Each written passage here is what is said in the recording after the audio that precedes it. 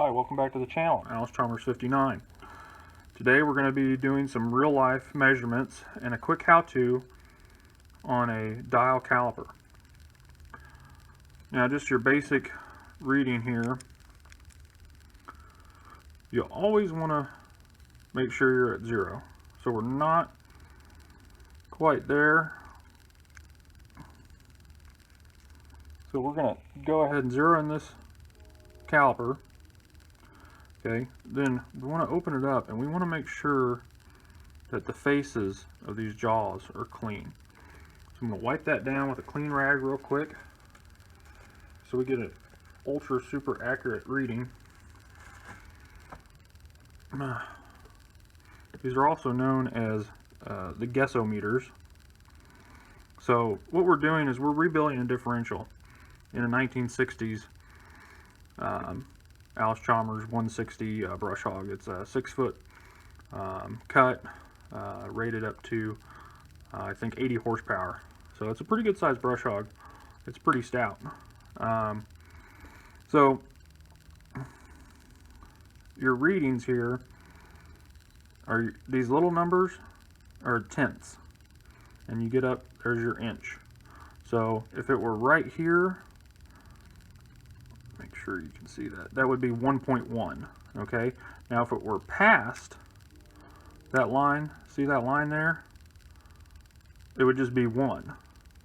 We're not quite there yet, but it would be 1091. That's how you would read that. So we're going to do this really quick, and we're going to do it in the raw, live. Well, not really live, but we're doing a real measurement that we're going to have to order these seals. Now, there are part numbers to these seals, and I can't find any. So the next best thing is, excuse me, we're going to have to get online and look at MasterCar and see if we can find these seals on MasterCar. So let's take our first reading. So this is the seal where the drive shaft comes in, which would be on this piece here. Let me get you a position. So this piece here, this goes over that shaft, goes through there, comes out, and this seal goes like that. I'm not sure what type of seal this is. I'm not a seal expert, but we're going to become a seal expert after this. And then this piece here is part of the drive shaft, and this is my overrunning clutch. That goes inside the seal. So that's going to be our inner diameter measurement. And then we have our outer diameter measurement right here on this seal. Let me get this lighting a little bit better. There we go. So let's take our first measurement here. Make sure our jaws are clean. So real quick, this is how we're going to do this. Now for measuring a seal, I like to get right in there like so and make sure I'm kind of in the center. Alright, so I like to I want to move it, I'm going to wiggle it around a little bit while keeping a little bit of pressure on the thumb wheel. Okay, so as you can see, it's not moving a whole lot. I can kind of feel it, so I want to get a little bit of pressure. I'm going to hold it and remove it. I'm going to go ahead and lock this down here. Okay, so let's take a look at our first measurement.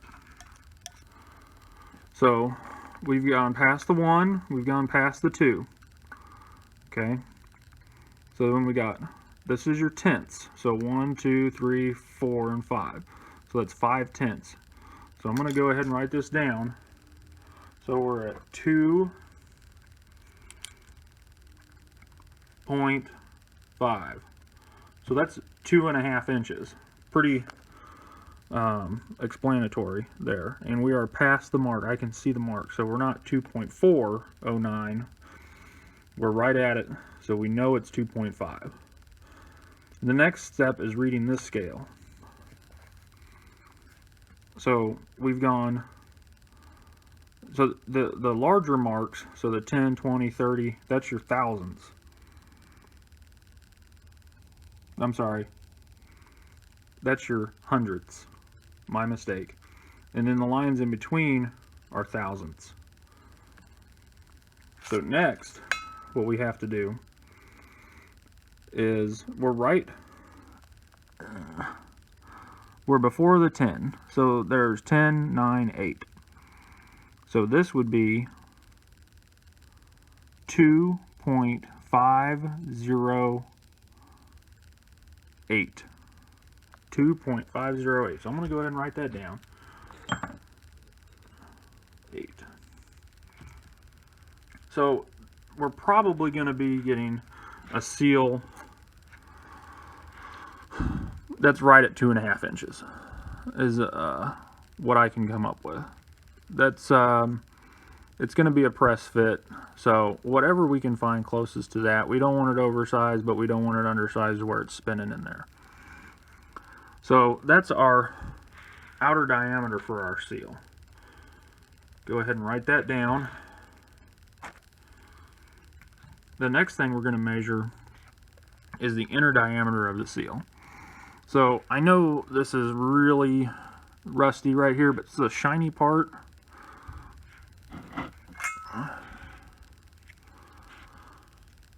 This shiny part right here is where that seal rides. Now I can't feel much of a lip on there. They have seals that compensate for a lip. So you could get a couple thousandths bigger seal, but this one we're not going to have an issue with. There's another seal on this rebuild that we're going to have to look into. So let's get situated here, and let's come in here, and we're going to go ahead and zero out, because I've been touching this, and it's cold, it's hot, so a correct reading should be at 72 degrees, but that's not always possible. So like I said earlier, that's why they're called guessometers. So make sure that's clean. We're going to come up here. We're just a touch past 0 on the south side, so we're going to come north a little bit, and then we're going to lock. Oops, did that. All right, now we're going to make sure that's unlocked. We're going to open this up.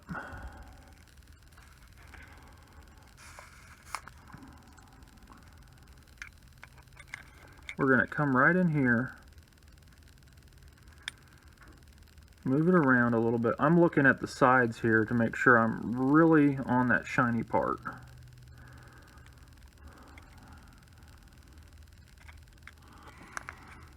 Alright, I'm going to put a little bit of tension on there and move it back and forth and then pull it out. I'm going to go ahead and lock that down so we don't lose our reading. So let's look at this in depth here. Alright, so this is a good reading because you can see that we are not past the 7. So our first number, which is in inches, will be 1. So let's go ahead and write that down. 1 point. Alright. The next number is 7, but we're not past that line, so it's 6. So 1.6. And then, so we got to remember that the little numbers are thousandths and the big numbers are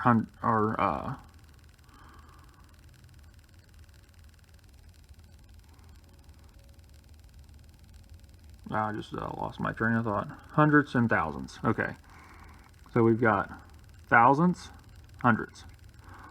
So, and it also says on the scale right there 0.001. So each little line is 0.001. So we're at 8. So that would be 85, 86, 87. So we're right there in between. So 85, 86, 87. I'm going to call that 87. So it's 0.1687 is our inner diameter. Now what I like to do is, because I just want to make sure, I'm going to take a second reading. And we're going to come in here.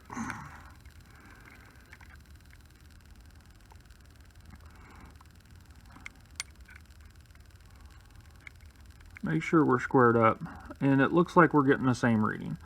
So we've got the 1.6, 85, 86, 87, almost 88, but not quite there. This one is actually reading right about 88, but I think we're going to go with 87. So that's a pretty quick way to learn how to read your dial caliper when measuring for seals. I'm not an expert, but I have been a mechanic for 10 years now, and sometimes when you're rebuilding something, you're gonna have a lot of parts that you can't find, and you're gonna have to measure them. So stay tuned. We're gonna have this full gearbox rebuild up, and we'll talk to you later. Continuing on with measuring seals, the other part of the seal that we have to measure is the depth. And this is pretty easy. Get that in view for you. So we're right on the 0.5 mark, ½ inch. It shows it's not quite 0, but we're right on the 0.5, so I'm going to call that, it would be 0.599.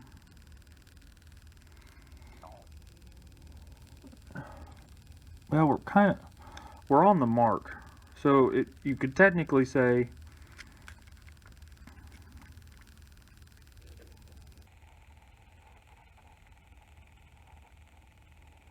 get right on that lip. You could technically say 4.498.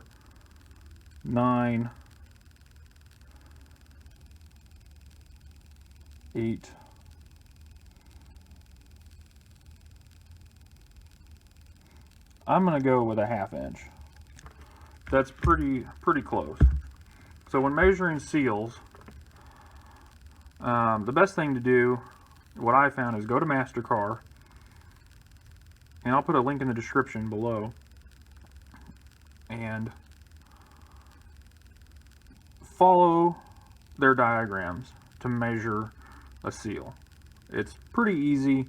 They've got it written up to where, you know, if you're a couple thousandths off, it's not going to be that big of a deal, because they're not going to have a seal in an odd size.